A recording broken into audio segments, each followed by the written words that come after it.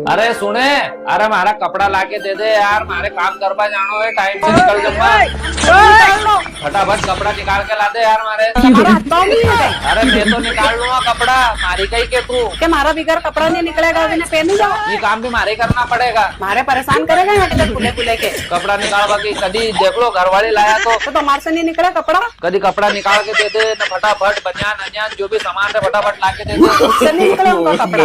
No यार, कहीं लेके आया है। मारे रखना पड़ेगा कपड़ा लगता है। क्या रखे हमारा पेन में।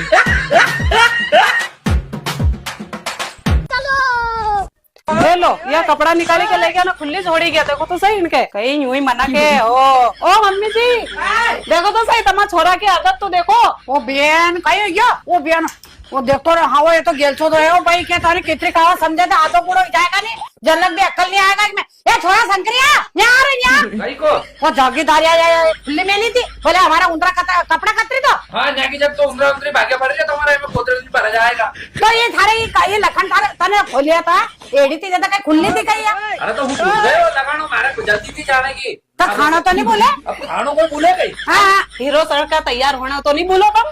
जावा की खाई तो दो ही खाओगी कहीं मारे खा लो तब तो लो। कहीं खाए थारे पूरी गटका के सबड़े नकाया कहते तो नाया तो सड़िया सा। तो ना भाई तो जा रही हो ना, अम्मा जगह बात खा लीजो। खा ले जा और जा रहे तो धुआं लाद के तो चले जाएगा भाई।